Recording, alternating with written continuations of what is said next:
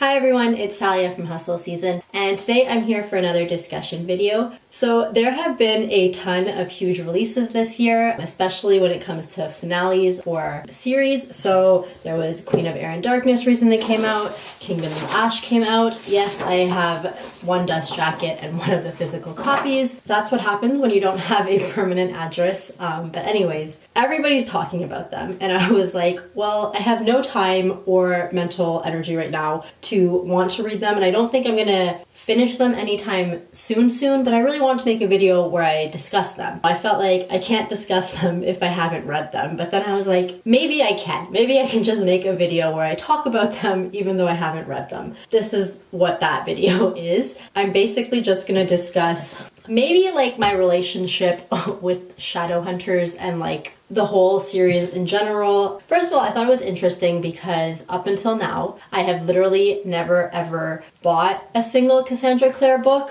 More so, it's just that I've never actually liked the Mortal Instruments and all that too much, but it's one of those weird situations for me where I think the amount of love that it has had, the incredible fandom that it has, the crazy amount of hype that surrounds the series is what made me want to go read it and get involved or get invested in it. And yeah, so I kind of want to discuss that because I feel like for most people, when there's a lot of hype around a book, it kind of pushes them away from actually trying that book or that series. I think maybe because in their mind it sets the bar super high and then a lot of times it will fall short. I know some people just get anxious if there is a lot of hype around it because then they think that even before going in there's this expectation that they have to like it. And none of those have ever really applied to me necessarily, but I know like just from watching videos that's what I've heard as the main complaints. For me it's more so, usually it'll make me curious as to what it's about, but I've kind of come to learn that even if there is a lot of hype, I should just be wary and kind of like find my own ways to figure out if it's something that I would like or not and kind of do my own research before buying into that hype. But that being said, I'm the type of person who like enjoys mainstream stuff, if that makes any sense. I'm not like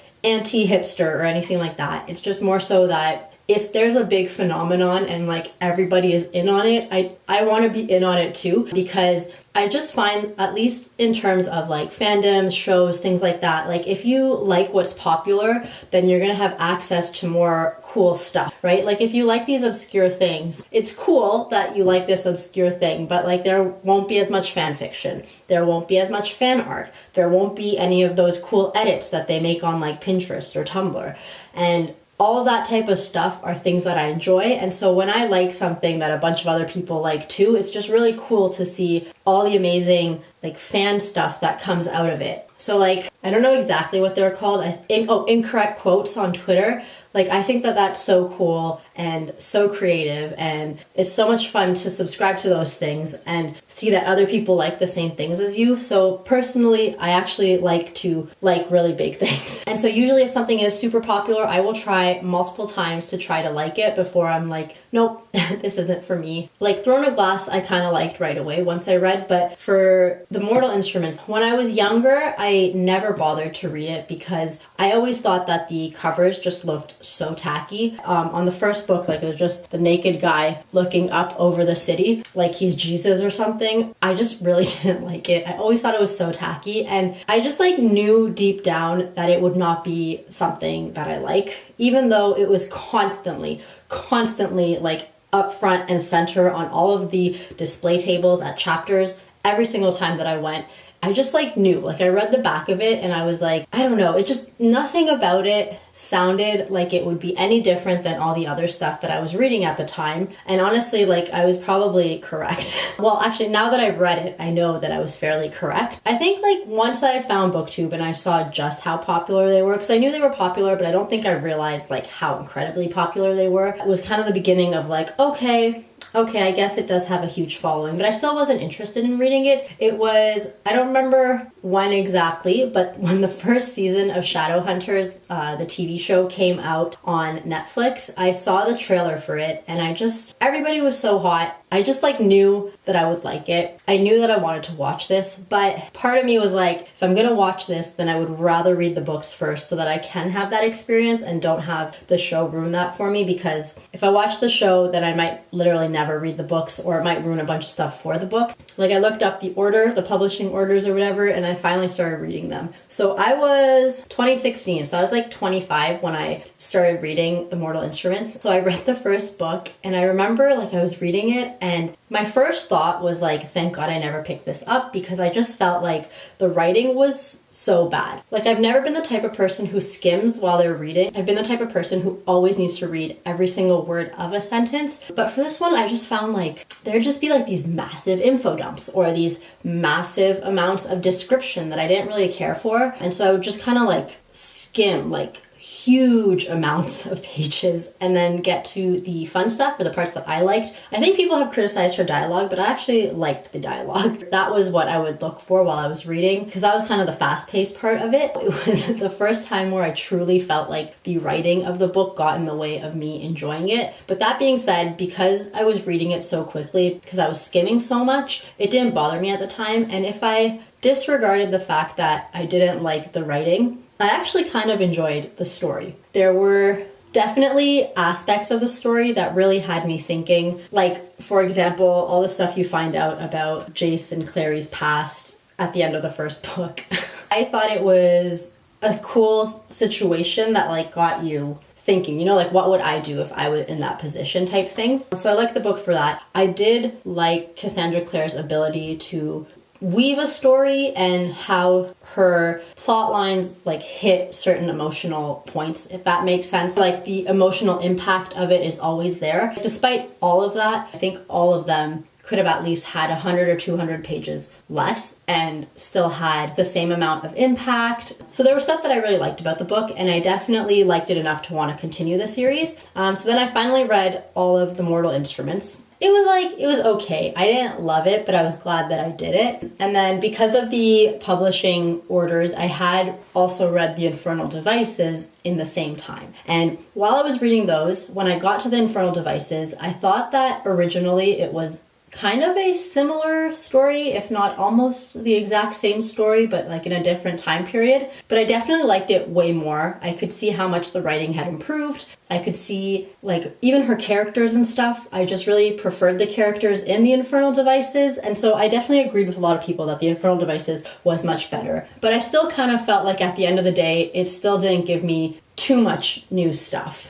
And at this point, like, I was a huge fan of the TV show, even though the TV show wasn't doing that well and most fans thought it was garbage. The first season was trash, but I think by like episode 4, I just kind of accepted that this is a bad TV show. And once you accept that, you can enjoy how bad it is almost. Like you can enjoy it for its cringiness. And I honestly really loved watching it. And after the writer change happened, they kind of went away from the main plot lines, but it definitely became a much better show. And I literally just binge watched the first half of season 3 a couple days ago, and it was so good. I thought it was one of their best seasons. And I'm definitely so upset that it's being canceled, but anyways, I love the lore of it all, and I love the concept, and I love all the like fandom stuff. I love the TV shows. I like the stories too. I just think that her writing's not for me, but despite that, I'm pushing through. All this to say that that was kind of my relationship with Cassandra Clare up until now. I couldn't say that this was my all-time favorite because the writing and me just like didn't mesh, and there was so much of the writing that I sometimes found jolting. So I just felt like I can't pick a story that I have so much disconnection with. You know what I mean? Like I would rather pick a story where I love the writing and I love the story as opposed to this. When The Dark Artifices came out, I ended up getting them on audiobook, and I would listen to those whenever I drive back and forth from Kingston to Toronto. And this one was totally different because Lady Midnight I actually genuinely really liked. And that was kind of a first for me. Like even the Infernal Devices I thought was better quality and I liked it better, but it was still to me a better version of The Mortal Instruments, and I didn't love that story. But I read Lady Midnight and I really liked it. I thought the concept was so cool, even though I think plot-wise a little bit less happens and it's more focused on a romance, but with like tons of action and stuff happening.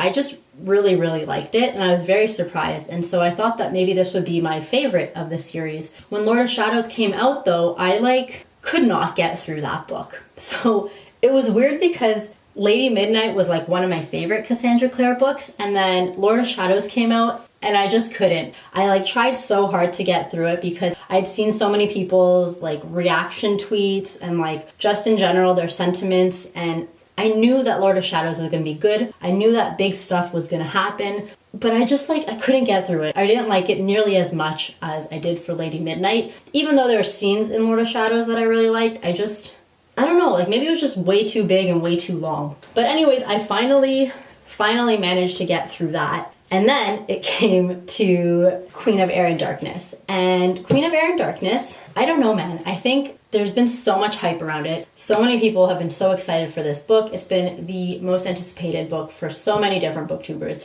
So many people put up videos about them going to buy the book, etc. And suddenly I just really wanted to be a part of that, and I really wanted to read it. So I bought into the hype, and I finally got the book. I don't think I'm gonna love the book by any means, and I'm probably still gonna skim a bunch of it, but I guess I wanted to tell you that story to say that I ultimately fell for all of the hype and bought the book, even though it's not my favorite series, and I'm not a huge, I don't even know. I think it was also the fact that I just binge watched season 3, and that's done, and I have to wait till February for that, and I didn't want to wait for my library to order the books. One of the libraries I checked ordered 35 copies of it, but there was 100 something people waiting. I might as well just go buy the book.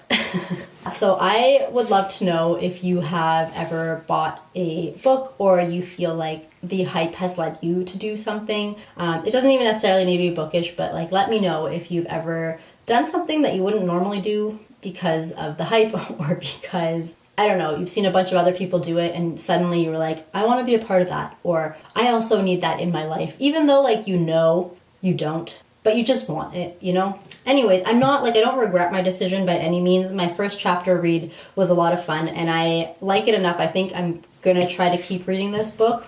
I just think it'll take me a really long time, and I wanted to discuss it while it's relevant and while everyone else is thinking about it. I guess I still wanted to be a part of that discussion. I just knew that I would never get to the book in time. I think the other reason that I personally really, really love Queen of Air and Darkness is because I am obsessed, truly obsessed with Julian Blackthorn. Actually, I think if you stay tuned to the end, I'm gonna go write Julian Blackthorn a love letter, and then I will come and read it online for you guys.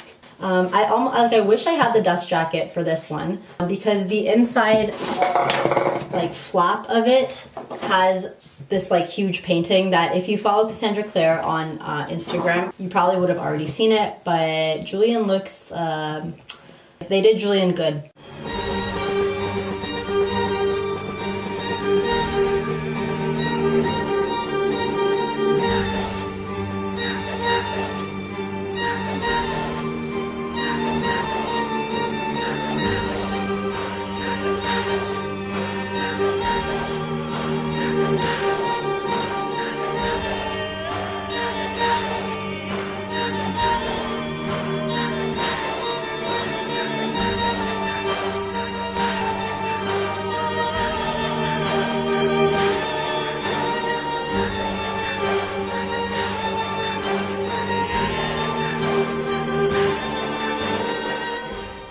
Okay, I'm done.